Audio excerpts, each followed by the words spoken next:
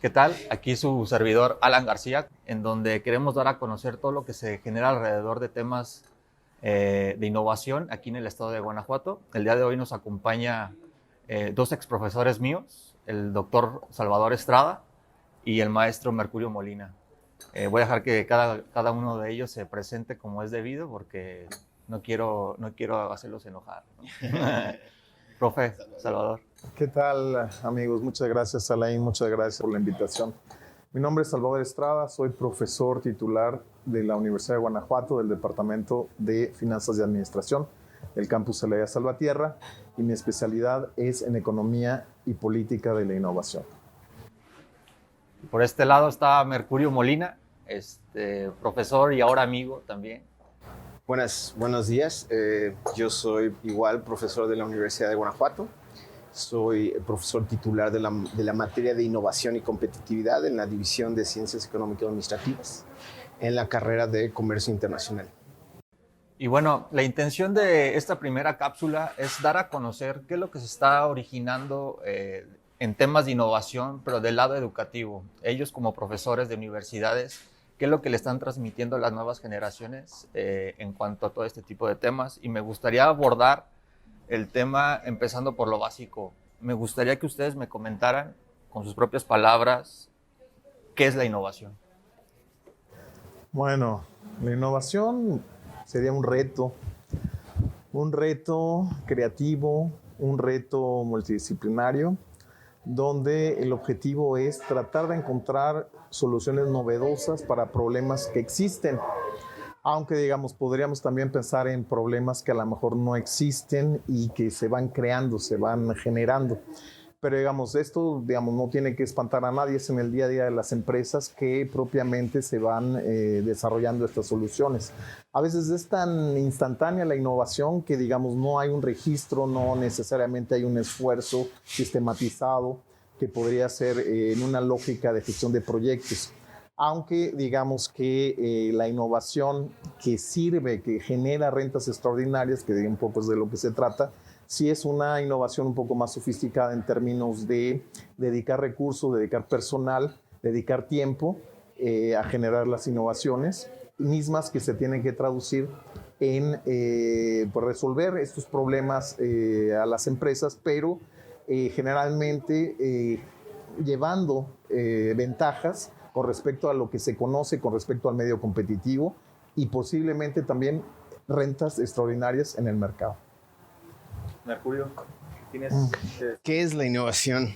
Pues la innovación, digamos, dentro del ámbito de las empresas existe desde que existen las empresas, ¿no? Las empresas de cierta manera innovan todos y como dice el doctor Estrada, pues muchas veces sin darse cuenta o ser conscientes de ello, ¿no? Entonces, pues yo creo que en los últimos años, tanto a nivel académico, pero también empresarial, en términos de economía, se le ha dado más relevancia o ha cobrado más relevancia el término, concepto de innovación, ¿no? Nos hemos dado cuenta de que es posible, digamos, hasta cierto punto sistematizar, ¿no? O enseñar a que la gente innove o que las empresas innoven. Entonces, yo creo que la razón por la que estamos ahora dando como materia innovación en las empresas, en las carreras, en las licenciaturas, es porque, digamos, como sociedad nos hemos dado cuenta que es importante impulsarla, ¿no? Es importante enseñarla, tratar de sistematizar su aplicación. Y entonces es un poco lo que estamos tratando de hacer, ¿no? Es decir, que se conozca un poco más desde el punto de vista académico, desde el punto de vista científico, cuáles son los efectos que tiene la innovación en el entorno, ¿no? Porque podemos ver innovación no solamente en la empresa, ahora está también de moda la innovación social, ¿no? Y entonces la aplicación de muchos de los herramientas que se han desarrollado para sistematizar la innovación, también tratarlo de aplicar en otros ámbitos, ¿no? Como es. Okay. Ahora, hablas mucho de la parte de cómo identificar la parte de qué elementos cuenta el entorno en el que se desarrollan los alumnos y todo eso. ¿Ustedes cómo les ayudan o qué herramientas les enseñan a los alumnos para que puedan empezar a conocer, digamos, el estado de arte de ciertas industrias, para que empiecen a conocer qué es lo que el último en tecnología que se está desarrollando o qué es lo último en innovación que tiene determinadas industrias. Bueno, bueno, digamos, prácticamente, digamos, yo el reto de la innovación lo llevo al aula en términos de llevarles problemas que no están estructurados. No sé si están acostumbrados a pensar en términos de hay un trabajo, hay una serie de competencias que tiene que dominar el alumno y simplemente pues lo ejecutan con unas instrucciones perfectas, ¿no? O esta pedagogía que es basada en resolución de problemas, ¿no? Entonces se conoce como anteriori cuál sería un poco la solución y entonces el problema parece que simplemente es llegar al proceso, a la solución. Pero digamos, aquí no, aquí digamos, la solución está abierta. Por ejemplo, mis alumnos de mercadotecnia tienen que tomar un plan emprendedor de alguien más, estudiantes de otras carreras o cooperativas, o un amigo consultor a veces me da, o amigos de otro país me prestan sus proyectos. Y entonces ellos tienen que hacer un plan de mercadotecnia, más o menos, basados en las 4Ps, pero digamos, no hay, anterioridad, una idea preconcebida de cómo lo tienen que abordar, dónde tienen que poner el énfasis. No existe fórmula. No existe una fórmula. Entonces, lo que yo sí trato de enfocar mucho es establecer el concepto. Entonces, en el concepto está, por un lado, el empuje de la tecnología, o sea, tratar de encontrar una alternativa a ese proyecto de otra forma tecnológica, digamos, y también en términos de cómo se lo acercan al mercado. Lo que hace un momento comentábamos sobre una segmentación, pero digamos, justamente la solución es para alguien en específico. Entonces ellos tienen que ir al detalle, digamos, no solamente era qué edad tienen, sexo, ¿no? Sino qué hacen, cómo viven, cómo consumen, en qué momento lo consumen. Entonces esto les acerca más a una solución para alguien. Entonces en la medida que ellos puedan personalizar esa solución, pues se vuelve mucho más retador, ¿no? Sí. Entonces por ahí empiezan por caminos de novedad. Entonces yo enfatizaría el término novedad en los cursos, encontrar soluciones novedosas. Mercurio. Pues mira, yo y estoy seguro que Salvador también, una de las cosas que me enfoco es a que conozcan, digamos, el ecosistema de innovación, ¿sí? Digamos, en términos de una economía de un país o una región, encontramos un ecosistema, distintas instituciones que hacen diferentes actividades, empresas, por un lado, están obviamente, universidades, centros de investigación, ¿no? Entonces, una de las cosas que hay que entender es cuál es el papel que juegan cada una de estas instituciones o organizaciones dentro de un ecosistema más grande, ¿no? Para que cuando ellos salgan afuera y estén trabajando en las empresas, ellos puedan entender el entorno, ¿no? Y también el entorno de innovación. Y que puedan identificar cuáles son las organizaciones y cuál es el papel de estas organizaciones y cómo pueden, digamos, ayudarle a ellos o ayudar a la organización en la que ellos están para innovar, ¿no? Es decir, la innovación no surge, sí puede, claro, hay genialidades, ¿no? Y puede surgir de una sola persona y crear, ¿no? Pero en realidad lo que vemos es cómo es que la innovación puede ser algo mucho más amplio, que no solamente sean genialidades o particulares o un individuo, sino que como sociedad, digamos, se crea una cultura de innovación, que entendamos cómo funciona la innovación y cómo podemos aprovechar todas las herramientas, todos los programas, ¿no? Es decir, ¿cuál es el papel de gobierno, ¿no? Si ellos no están en el gobierno, pero pues ¿cuál es el papel del gobierno en la innovación? ¿Cuál es el papel de las universidades, de los centros de investigación en la innovación, ¿no? La mayoría de los estudiantes, ¿no? Apenas cuando se introducen en la materia, no alcanzan a entender, ¿no? Y entonces un poco es para que vean, ¿no? Cómo funciona todo el sistema, ¿no? Entonces nosotros creo que lo abordamos desde esa perspectiva, ¿no? todo el sistema de innovación, todo el ecosistema, ¿no? Ok. Un punto muy importante que acabas de mencionar es la parte del ecosistema de emprendimiento e innovación que está aquí en el estado de Guanajuato, de cuál es el papel de que funge gobierno, universidades y los mismos alumnos. Me gustaría que en tu experiencia en la parte de, digamos, de los proyectos que has estado asesorando o evaluando, por así decirlo, ¿cómo ves la relación, digamos, innovación, calidad, o sea, en cuanto a la calidad de los proyectos que se están gestionando dentro de los centros de investigación, parques tecnológicos aquí del estado y todo esto? Híjole, es muy variable, pero bueno, aquí en Guanajuato yo creo, y es mi opinión personal, es que vivimos en un estado un poco sui generis, ¿no? Creo que el gobierno del estado de Guanajuato, a través de los años, ha entendido bien cuál es el papel de la innovación, y desde hace muchos años viene, digamos, impulsando este tema en todos los ámbitos, ¿no? Y un ejemplo es cómo vemos la red de parques. La red de parques es un ejemplo, pero no solamente eso, sino es la institución encargada de las políticas de innovación ha ido cambiando y se ha ido adaptando, ¿no? Ahora tenemos el nuevo Instituto de Emprendimiento, Innovación, Ciencia. No me acuerdo cómo se llama, pero bueno. Y aceleración. Pero el cambio el cambio no nomás es digamos, en cómo se llama la institución, ¿no? Es decir, porque muchas veces el cambio en cómo se llama la institución refleja hacia dónde se va a orientar. Y entonces creo que el gobierno ha entendido que hay que impulsar el emprendimiento, ¿no?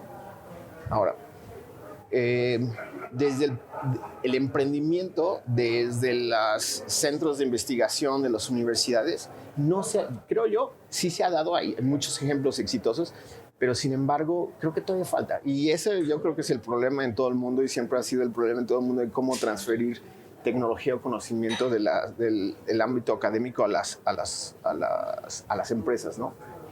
Principalmente por cuestiones de comunicación, cuestiones de confianza o cuestiones de capacidad técnica de las empresas, ¿no? No sé, ¿cómo ves, Salvador? Profe, ¿algo que agregar? ¿Qué está haciendo bien el gobierno del estado en temas de innovación? ¿Qué le hace falta? O no solo gobierno, sino que también las empresas privadas, ¿qué es lo que tienen que aportar para propiciar un ambiente propicio o óptimo más bien del ecosistema de innovación? Menos que digamos, yo creo que hay que, no sé, sí estamos en un parteaguas, como lo menciona Mercurio, sobre qué papel tiene que jugar el gobierno. O sea, digamos, en apariencia todo es claro y, digamos, la academia tiene un papel, la sociedad tiene otro, las empresas, sociedad, gobierno, que hay la universidad, ¿no? Los centros de investigación.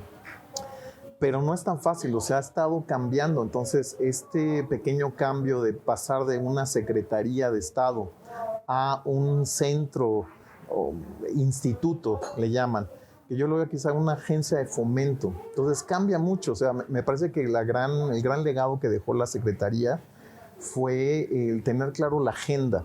O sea, primero, buscar toda una línea de cultura de innovación muy fuerte. Incluso un mega evento muy fuerte sobre la innovación, ¿no? Un año de innovación. Un año dedicado a la innovación y un super evento. Entonces, me parece que trabajaron mucho la parte de la cultura. Pero digamos, ahora el instituto tiene que ir ya a la acción, ¿no? Entonces me parece que un poco la apuesta tiene que ir por ahí. Y también las cosas han cambiado. Yo siento que cuando el gobierno toma en su batuta el apoyar la ciencia y la tecnología claramente, desde digamos, tengo que decirlo, ¿no? Los primeros gobiernos del PAN, con Medina Plasencia, son los primeros que convocan a los científicos a decir, oigan, ¿ustedes cómo pueden aportar a la agenda del desarrollo? Entonces se generó un diálogo muy interesante entre la comunidad científica y el gobierno. Y poco a poco fueron entrando algunos empresarios. Entonces el gran tema fue la participación social. Y después era cómo esos proyectos se transfieren a la iniciativa privada. Y entonces se crearon esquemas. Entonces uno de los esquemas eran por regiones, o sea, también meter el territorio regionalizado, que, digamos, que saliera, bueno, que quedara bien cubierto el corredor industrial y además algunas regiones pues, más agrícolas o de un desarrollo relativo menor. Y entonces esa fue una parte importante, ¿no? El regionalizar la discusión, buscar esta participación. Y después ya tratar de enfocarse a ciertos problemas. Entonces se crearon las redes tecnológicas que hablaban ya de problemas y oportunidades muy concretas. Y después, pues siguió lo de la agenda de innovación. Entonces, tener una clara idea de dónde estaban las oportunidades, las potencialidades. Y después hay una transición donde, digamos, estamos basados en más el esfuerzo de las comunidades académicas, algunos proyectos de empresa.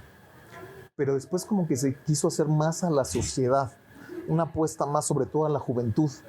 Entonces hay un cambio y entonces la figura que trata de apoyar más el gobierno es al propio emprendedor. Pero digamos, esto va en paralelo con tendencias mundiales. Digamos, el siglo pasado se entiende como el de la innovación industrial. Y este siglo empezó como la innovación basado en el emprendedor. Entonces esto pues ha caminado un poco el gobierno del Estado con estas tendencias. Entonces el gran reto justamente ahora tienes este instituto de fomento, cuáles son los sectores que se van a tomar y sobre todo, digamos, ahora con la pandemia, pues apostar en cosas muy para tratar de coadyuvar a la solución de problemas.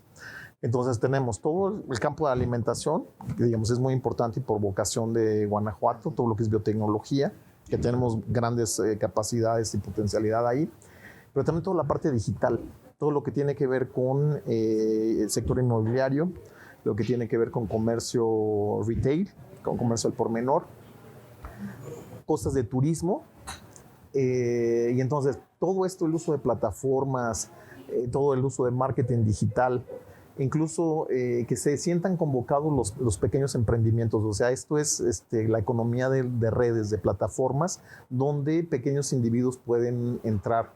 Y también soluciones hechas por pequeños grupos. Y bueno, los que son nativos de esta tecnología, pues son los centennials. Entonces me parece que se están dando todas las condiciones para que el ecosistema camine virtuosamente y todas las instituciones de infraestructura de apoyo como es los parques, ¿no? Entonces me parece que está el caldo de cultivo.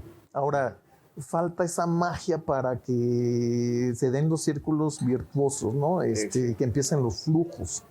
Que haya masa crítica. Haya masa crítica. Entonces se ha hecho mucho esfuerzo, esto sí también lo reconozco en términos de buscar esta cultura, ¿no? Todos estos eventos de buscar tecnologías disruptivas, coworking, buscar los hackatones. Entonces están como buscando un poco dónde están los insumos, pero también aquí la cuestión es que no se queden, identificamos a pequeños grupos o identificamos gente que tiene ciertas particulares para lanzarse, pero el problema es si podemos responder. Entonces, por ejemplo, yo estaba mirando lo que son las startups, las scale-ups, o sea, estas empresas que pueden crecer rápidamente porque tienen un buen mercado o que incluso ya empiezan a estar fortalecidas y empiezan a cotizar empiezan a generar un flujo muy fuerte e importante.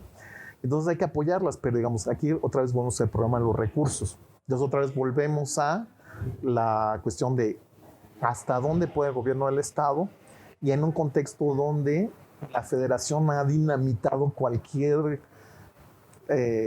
forma que conocíamos de apoyos. O sea, tenía una lógica todos los fideicomisos. O sea, ciertamente sí había como actos institucionalizados de corrupción que pasaban como bajo el radar, que era como una forma de verlo. Acabo de estar en un congreso en la UNAM y un gran profesor que por cierto es de Guanajuato que se llama Leonel Corona, que es toda una institución en estos temas de innovación, justamente está buscando mecanismos para entender la cuestión de la corrupción y cómo avanzar desde la corrupción tolerable, digamos, a nuevos mecanismos de apoyo basados en una figura que también es más o menos nueva en la literatura, que se llama el Estado emprendedor. Entonces, digamos, el Estado no solamente tiene que tomar apoyo, sino tiene que tener una actividad en ciertos tramos, sobre todo en los capitales iniciales. En los capitales iniciales es muy importante que el gobierno diga por dónde. Entonces, digo, ahí está el gran reto de la agencia. O sea, ellos marcan la agenda. Que es algo que tú comentabas hace unos momentos de cuanto lo que ha hecho Japón para todo este tipo de empresas que están generando tecnología o innovación y lo que conocemos hoy en día, ¿no? Un Sony, un Hitachi y todo esto. Yo digo que el hecho también, obviamente, el gobierno poner su granito de arena en temas de propiciar un ambiente óptimo para que se dé la innovación, está bien, pero yo digo que también ir un poquito más allá, ¿no? De identificar estas startups, estas scale-ups para poderlas inyectar lana, que es lo que necesitan, para poder llegar a tener una empresa transnacional que genera tecnología, ¿no? Mira, yo, desde mi punto de vista, es el gobierno, digamos, ha tratado de cumplir su papel dentro de lo que, ¿no? Ellos tienen bien claro. O sea, tenemos que apoyar a nuevas empresas, nuevos emprendedores. Aquí está el dinero, ¿sí? Hay ciertos fondos, hay los programas, ¿no? Entonces, hay apoyos, por supuesto. Pero hace falta algo que en otros ecosistemas sirve para escoger los ganadores y que son todas las empresas y todos los fondos de capital. ¿Sí? Que yo creo que es una parte que se debería de impulsar más por parte del gobierno. Es decir, por un lado, sí, claro, crear toda esta cultura de innovación a nivel de emprendedores para que se generen proyectos o ideas, ¿no? Pero una vez que se genera este pool de ideas de emprendedores o startups, ¿sí? Necesitamos dinero. Y este dinero necesita escoger ganadores. ¿Cómo funciona en otros lados? Digamos, en Estados Unidos, es que existen todos estos fondos privados, ¿sí? Que toman riesgo y le ponen dinero a estos proyectos. Entonces es una manera de cómo escoger y cómo apoyar proyectos que tienen una estrategia clara, un mercado claro y que tienen un mercado hacia el futuro atractivo para estos capitales. Eso es algo que no puede hacer el gobierno, porque el gobierno funciona con dinero que no es de ellos, ¿no? Entonces, claro, ellos entienden su papel de apoyar a estas empresas al inicio, al arranque. Pero también pueden funcionar en atraer o formar todos estos grupos de capital para que sea el capital privado quien invierta y quien sea quien escoja cuáles son esas empresas a las que les van a meter recursos para hacerlas crecer. Porque los fondos no solamente meten dinero, una de las cosas importantes de todos estos fondos es que meten contactos, meten redes, meten know-how de gestión de proyectos, digamos, de gestión de riesgos empresarial, y se lo transmiten a las startups. Entonces las startups les permite hacerse de este conocimiento, ¿sí? Para poder avanzar y crecer más rápido. Entonces el involucramiento del sector empresarial a través de fondos de venture capital o capital semilla creo que es lo que es el punto, todavía el talón de Aquiles. El gobierno lo ha intentado, o sea, lo han hecho, ¿no? Hay todos estos... Este mismo año se sacó un evento que se llama Capital Startup Capital, en donde congregaron a las startups más importantes del estado de Guanajuato para poder acceder a fondos de inversión extranjero, que de hecho de ahí ya se desprende el caso de éxito de Colam, que recibió pues inversión extranjera de fondos de Silicon Valley, ¿no? Entonces... pero es un fondo, o sea, quiero decirte, hay un nivel de financiamiento para que arranquen, y si hablamos de $500,000, sí. O sea, hablamos de esos niveles. Yo estaba mirando cifras de las startups y las scale-up que están tomando en Madrid y en Barcelona. Y eso es el fondo, o sea, el básico. Un fondo de, digamos, simplemente haciendo los promedios de cuánto dinero había, cuántas empresas están. Estamos hablando de $1.3 millones para las empresas de Madrid y $2 millones para las de Barcelona. O sea, de ese nivel hablamos. Entonces, digamos, no puedes competir porque, digamos, también algo que tienen estas empresas es que nacieron globales. O sea, no pueden competir aquí, sino su mercado de competencia su entorno relevante está en otro lugar. Entonces, si no compites en esas ligas, muy difícil estos emprendimientos pueden avanzar más. Que es una de las problemáticas que mencionabas, ¿no? Que las soluciones que se están generando los emprendedores guanajuatenses son muy locales. No están volteando a la parte globalizada, ¿no? Bueno, para empezar, para considerarse una startup, pues tienes que tener una estrategia de escalamiento, ¿no? Y tu mercado debe estar orientado al mercado global, ¿no? Difícilmente te puedes considerar una empresa de tecnología si lo único que quieres es resolver un problema de tu ciudad, nada más, ¿no?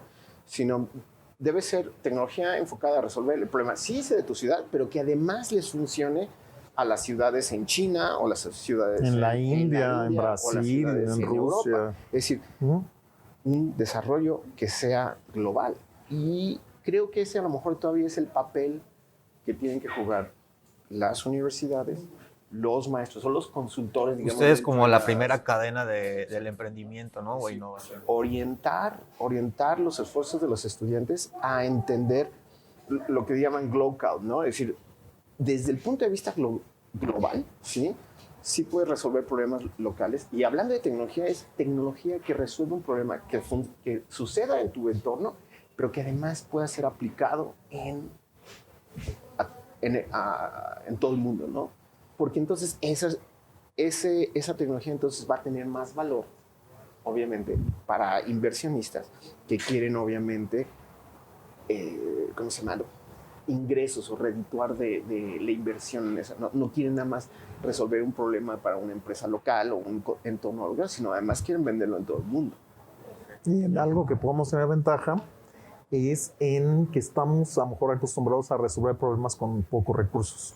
Entonces, digamos, a veces las soluciones que plantean en países desarrollados son muy caras. Y aquí justamente porque no hay recursos, tienes la creatividad del ingenio, entonces se te agudiza. Entonces, digamos, hay toda una línea en la cuestión académica que es la innovación en reversa, que le llaman. Entonces ven cómo soluciones en la India o en Brasil son de bajo costo y se pueden escalar a los países y es muy atractivo. Justamente yo creo que ahí sería la ventaja de atraer a esos inversores, de que vean que es muy atractivo, las soluciones son tan baratas y generan rentas altísimas. Entonces esto me parece que podría ser un poco la clave, ¿no? También hay que saberse vender con los inversores. O sea, se haría falta toda una política de atracción de inversiones de este tipo de capitalistas y sobre todo el atractivo de las soluciones con pocos recursos comparado con los países desarrollados, ¿no? ¿Querías complementar algo más? Sí.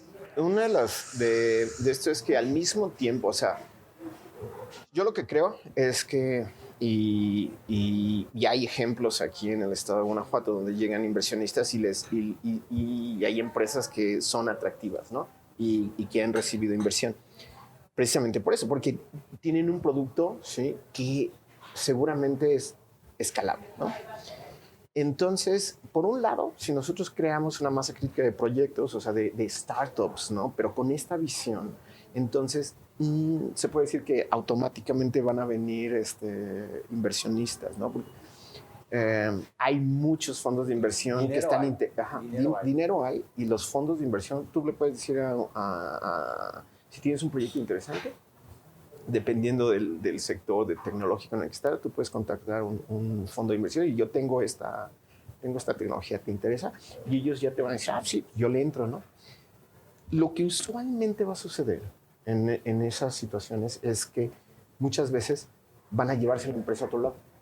¿Sí? Entonces, fondos de inversión en Silicon Valley, pues hay muchos, y si tú tienes una idea interesante, una empresa interesante, te van a decir, órale, yo le quiero meter dinero, pero pues mejor vente para acá, pues aquí hay un ecosistema mucho más interesante, mucho más dinámico. Ajá. Entonces se pierde un poco la finalidad que tiene el gobierno, ¿no? De que es crear empleo y crear, digamos, crear las plataformas, ¿no?, también. Por eso, digamos, es un poco traer esos fondos para que se establezcan aquí, ¿no? Que también yo igual, aparte de los fondos, yo soy de la idea también, igual que como se está haciendo en el sector automotriz, de traer empresas tractoras, como te decía, como un Mazda, un Toyota, y que esas mismas traen a otras empresas. Traer empresas de tecnología grandes aquí a Guanajuato podría ayudar, digamos, a generar o a explotar un poquito más rápido el ecosistema de emprendimiento e innovación del estado, ¿no? también de desarrollo de tecnología. Un chavo que egresa de la Facultad de Ingeniería de la Universidad de Guanajuato, sin problema podría empezarle a prestar o a ofrecer servicios a empresas mucho más grandes, ¿no? Porque al menos yo conozco las capacidades de las que salen estas personas o estos alumnos y sí los veo con el talento, las habilidades, pero creo que no están en el lugar indicado, ¿no? Claro, te voy a decir cuál es, creo yo, el problema. Y un poco el problema es hacer la analogía a la industria automotriz. Porque la industria automotriz lo que le interesa un poco es reducir costos, ¿no? Reducir costos y sobre todo cuestiones de mano de obra y sobre todo logísticas. Por eso están en México. Que no es lo mismo que sucede con empresas de tecnología, porque sabemos que es más, o sea, las empresas de tecnología, Google, Facebook, Amazon, sabemos, conocemos muchos casos de estudiantes que tienen el talento y que lo que hacen es, pues vete a Silicon Valley o vete a Washington a trabajar en Amazon, ¿no? Es decir, es más fácil llevarte a las personas y llevarte el talento, sí, claro, que traerte toda la empresa aquí. Y más si estamos hablando de tecnología, digamos, digital. Entonces, y ahora, este año nos hemos dado cuenta que el trabajo remoto es mucho más fácil, bueno, con todas sus complicaciones. Entonces, las empresas ya, la lógica de empresas de tecnología para escoger en dónde se ponen, obedece a otra lógica, otros esquemas diferentes a la industria automotriz. Por eso no es tan fácil, ¿sí? ¿Y qué es lo que han hecho otros? O sea, a menos de que existiera un ecosistema fuerte, y es lo que ha hecho Israel. Israel le invirtió a crear un ecosistema para que entonces a las empresas como Amazon, Google, que están sobre todo interesados en tecnologías que tienen que ver con ciberseguridad, en lo que los israelíes son súper, entonces fueran para allá, porque es una tecnología que les ayuda, y ahí está el talento. Pero nosotros tenemos que se tendría que crear la masa crítica para que estas empresas les interesara venir aquí por una cuestión de talento, por una cuestión de masa crítica, que todavía no hay. Y es muy diferente a las razones por las cuales una industria tradicional como la automotriz viene a Guanajuato. Son condiciones completamente diferentes. ¿Se puede? Sí se puede, porque hay muchos ejemplos en el mundo. Israel es uno de ellos, pero sí se necesita como muchos recursos, y también yo lo que creo es crear este ecosistema también de venture capital, ¿no? que se creen muchas empresas sobre una tecnología y que estén desarrollando productos que sean de una calidad global, que compitan a un nivel o una escala global, ¿no? Y entonces ahí sí, estas empresas de tecnología que hablas, ellos mismos van a voltear a ver y decir, creo que necesito estar ahí. Porque si no, la lógica de nada más, voy a Guanajuato porque me invitan, pues no existe. Pero también hay condiciones muy adversas en nuestro estado. La condición de la seguridad es terrible. Entonces eso lo tenemos que resolver ya, porque no nos queda de otro. O sea, si queremos seguir siendo jugadores globales, pero tenemos esta bendición que es la industria automotriz, ¿no? Que nos volteen a ver y genera un clúster global muy interesante. Pero quizá también pensar en términos de buscar capitalizarte aquí. Entonces, digamos, yo creo que el gobierno tiene que hacer esas colaboraciones con la industria privada, de buscar dónde hay capitales, ¿no? Entonces, se me ocurre, ¿no? Aquí, por ejemplo, tenemos todo un sistema de pensiones que es del Instituto de Seguridad del Estado de Guanajuato. Entonces, me parece que ellos tienen músculo financiero que podrían abrir una línea para apoyar este tipo de emprendimientos. Me parece que también tenemos una banca que es regional, también esa banca podría apostar. Uh-huh. Yo creo todo este sistema que el tema financiero de sistema de cajas populares, yo creo que también podría ser una socios interesantes. Entonces, o sea, que era como ronda de capitales. Entonces, esa primera capa quizá con gobierno, capitales locales y después buscar estas sociedades transnacionales, ¿no? Entonces, yo creo que ese sería un poco el mecanismo. Sí, que ahí yo siento, por ejemplo, ya hablando de cajas populares, la banca regional que está aquí en Guanajuato, yo digo que ya entrarían temas como educación en la parte de temas de venture capital, ¿no? Sí. Igual y las personas que tienen una caja popular o que están metidas en la banca regional, igual y no entienden cómo es la industria del venture capital y a lo mejor lo que te van a ofrecer a ti como emprendedor, está padre tu idea, aquí te va un crédito, ¿no? Y creo que un crédito, estarlo pagando en unas etapas tempranas, a la larga, a mediano plazo, te va a matar, ¿no? Si no, tiene que ser capital semilla, o sea, que no se pague, obviamente, pero que se pague, o sea, el retorno va a venir con la venta, ¿sí? Del propio producto, los servicios tecnológicos que haga la startup, pero también del escalamiento de la propia empresa y el crecimiento de esa empresa y luego vender las acciones a otros grupos más grandes, que sí existen en México. O sea, empresas de venture capital hay en México, pero ahorita, de lo que yo sé, de mi experiencia con empresas de venture capital, es que ya toman empresas que ya, obviamente, que estén funcionando, que sean... que tengan tracción, que tengan ventas, que tengan una salud financiera interesante y que lo único que están realmente buscando es capital para crecer. Esas hay en México. Esas hay en México. Lo que falta es todavía el escalón más abajo, es decir, aquellos que le inviertan en las empresas en sus primeras etapas para hacerlas crecer, para poder sacar productos al mercado y luego probar que esos productos en el mercado realmente son interesantes y tienen potencialidad. Es que, digamos, las rondas tienen que servir como para financiar un holding a las empresas, ¿no? Sí. Y entonces justamente quizá el capital transnacional ayude a esa selección de los ganadores, ¿no? Exacto. Pero digamos, si hay miedo, si es un capital miedoso al riesgo, yo creo que ahí el gobierno en la sociedad podría absorber el riesgo.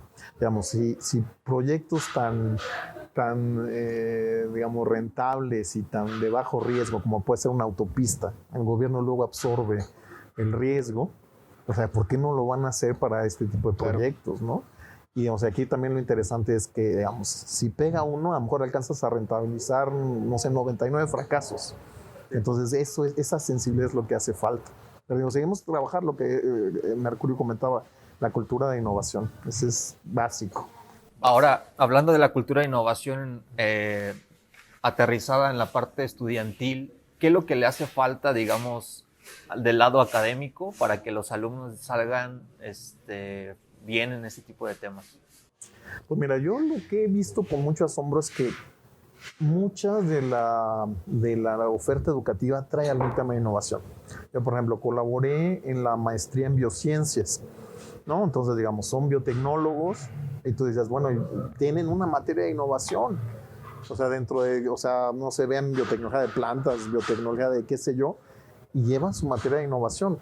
Y entonces, esto se me hace muy interesante. Y hay maestrías muy propiamente enfocadas a la transferencia y la innovación. Por ejemplo, el CONACYT sacó un proyecto que es de posgrados con la industria. Entonces les piden que haya cierta colaboración de los proyectos con incidencia directa en la industria. Entonces es como un poco asociar forzosamente a la universidad con la empresa. Entonces justamente ya salen proyectos que tienen una utilidad para la empresa. Entonces el Tecnológico de Celaya tiene un programa así.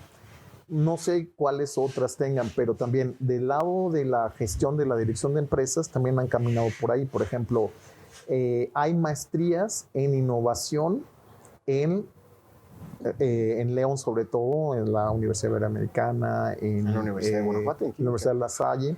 La misma Universidad de Guanajuato tiene un programa en Guanajuato de un maestría doctorado en innovación en UVEC. Un doctorado en la Universidad Virtual. Esa es nueva, yo no acaba de salir. No conocía. Pero te digo, hasta, no sé, las licenciaturas que son para pymes, gestión de pymes, tienen una materia de innovación. Entonces me parece que sí el tema ya permeó, ya está, pero digamos también, ¿cómo lo enseñas? ¿Cuáles son los contenidos? Ahí sí un poco es caja negra, no conocemos muy bien, pero digamos, el tema está. O sea, y en cualquier, digamos, en cualquier carrera asociada a ciencias económico-administrativas. Y en las ingenierías hay toda una tradición de diseño de procesos, diseño de productos, ¿no? La gente de diseño industrial, la gente de ingeniería mecánica, la gente de ingeniería de software, ya lo traen. Entonces, no sé si faltaría pulir, faltaría verlo, pero pues la apuesta está. El futuro dirá qué es lo que va a pasar, ¿no? Yo lo que creo es que en en este énfasis, ¿no? En crear esta cultura de innovación, muchas veces hemos tomado herramientas que están ahí, digamos, en la literatura, ¿no? Y un ejemplo de esto es el Canvas, ¿no? Entonces, todos dijeron, ya no vamos a hacer planes de negocio, ahora lo importante es el Canvas, ¿no? 9 cuadritos. Pero la realidad es que ni los maestros que lo enseñan, ni que los piden, ¿sí? Saben cómo se hace. Sí, porque el desarrollar este Canvas requiere de una iteración que simplemente no sucede. Y un ejemplo son todos los concursos de innovación en las universidades, digo, las que conozco, que les piden, pues, hazme un Canvas. Entonces los alumnos medio leen cómo se hace el Canvas y rellenan los cuadritos, pero cuando les preguntas, oye, ¿cómo hiciste o cómo llegaste a este market fit? Dime ¿no? el pitch. Pues, Rápido. se me ocurrió, pero no, o sea, es decir, muchas veces no estamos enseñando todas estas nuevas herramientas correctamente. Entonces las aplican, ¿sí?, a la mitad con resultados defectuosos. Entonces, por un lado, digo, pues, sí hay que permear esta cultura de la innovación, pero tenemos que hacernos o tenemos que socializar bien estas herramientas para que entonces los emprendedores las puedan aplicar correctamente. Porque si no las aplican correctamente, estamos llegando a la mitad o una parte y entonces los resultados son muchas veces mediocres o muchas veces no acabados, ¿no? Y eso lo vemos. El resultado es en proyectos de emprendimiento, en proyectos de innovación, con alcance muy corto, ¿no? O no completamente bien acabados. Entonces, también por ese lado, del lado de las instituciones, es decir, cómo les enseñamos a los alumnos a presentar proyectos, a buscar, digamos... Es que yo creo que también falta mucho la multidisciplina. Muchísimo. Entonces sí requieres, o sea, cada cuadrito necesitas especialistas para llenarlos, ¿no? O sea, tienes gente de marketing, gente de contabilidad, tienes gente de finanzas, producción, de ingeniería. Dependiendo de la tecnología, necesitas si es alguien de mecatrónica o alguien de sistemas o alguien de química o alguien de biotecnología. Y entonces las facultades no ayudan, ¿no? O sea, tener así el conocimiento tan compartimentalizado. Entonces, muchas veces las instituciones no, por la propia, digamos, diseño de las instituciones, no ayuda a los alumnos, ¿no? En los últimos, en el caso de la Universidad de Guanajuato, se ha, digamos, flexibilizado un poco más cómo los alumnos pueden tomar o pueden integrarse a distintas divisiones, ¿no? O las carreras en las divisiones. Pero yo creo que no se ha aprovechado como se debería. Ahí existe esta mentalidad de este es mi, ¿cómo se llama?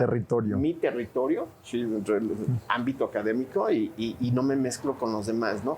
Cuando la realidad es que cuando salgan los chicos van a trabajar con gente de muchas otras disciplinas. Y si nosotros enseñamos a trabajar con gente de otras disciplinas antes, pues van a tener esas competencias una vez que salgan. Y ya van a haber trabajado con gente de otras disciplinas, con otros conocimientos. Estas habilidades suaves que le llaman, exactamente, ¿no? Entonces, trabajo en equipo. Entonces, coordinación. Dentro de los elementos, para ir concluyendo este tema, dentro de los elementos para propiciar un ambiente óptimo para generar la innovación, los equipos multidisciplinarios es una parte muy importante, ¿no? Otra cosa que... Proyectos multidisciplinarios. Proyectos multidisciplinarios, ok. Yo creo, y nada más enfocándonos en la parte de educación, digamos, esta pandemia nos ha hecho, ¿cómo se llama?, aprovechar ciertas herramientas y nos ha metido en un contexto que nos ha cambiado muy diferente la forma de dar clases, ¿no? Y dentro de este contexto sería lamentable que como instituciones de educación superior, sí, no hablo específicamente de la Universidad de Guanajuato, sino de todas, una vez que acabe esto, regresáramos al mismo esquema anterior, ¿no? Es decir, ahora ya sabemos que podemos dar clases en línea y que podemos aprovechar esas herramientas no solamente por cuestiones de movilidad, sino también para ampliar la oferta educativa a más personas, pero también aprovechar que que cuando nos podamos volver a juntar, o sea, podamos ver ¿sí? Lo apliquemos en otras cosas que no sean simplemente clases, sino sean proyectos, ¿no? Es decir, que la gente haga algo, que aprenda una competencia. Y si estos proyectos son multidisciplinarios, los empezamos a juntar con gente de otras carreras, con un objetivo de concluir un proyecto que sea multidisciplinario, entonces podríamos cambiar lo que es la educación superior, güey, de manera positiva para todos los alumnos, ¿no? Y aprovechar estas tecnologías. Digo, eso Es que, digamos, ahora loca. con las tecnologías, digamos, antes era, tú tenías que ir como alumno, como profesor, a otro contexto, entender, y luego regresabas y un poco socializabas, ¿no? Y ahora lo puedes hacer en vivo. O sea, yo ahorita tengo un proyecto de emprendimiento en 3 países. Entonces tengo a unos alumnos de Colombia que están desarrollando o apoyando ciertas actividades emprendedoras en su país. Por ejemplo, hay un proyecto para recuperar a los guerrilleros para que pues vuelvan a la vida civil, ¿no? Entonces el gobierno anterior, porque este gobierno de Duque ya no lo hace, el gobierno anterior los estaba apoyando y les dio capital semilla, y entonces empezaron a emprender cooperativas de chocolate y cooperativas para explotar hierbas del Amazonas y no sé qué. Entonces estos chicos están apoyando esos proyectos. Entonces el modelo de negocio lo están desarrollando paralelamente unos chicos de Economía Internacional de la Universidad de Negocios de Berlín, la Escuela de Negocios de Berlín. Y la parte de mercadotecnia la vamos a trabajar con la Universidad de Guanajuato.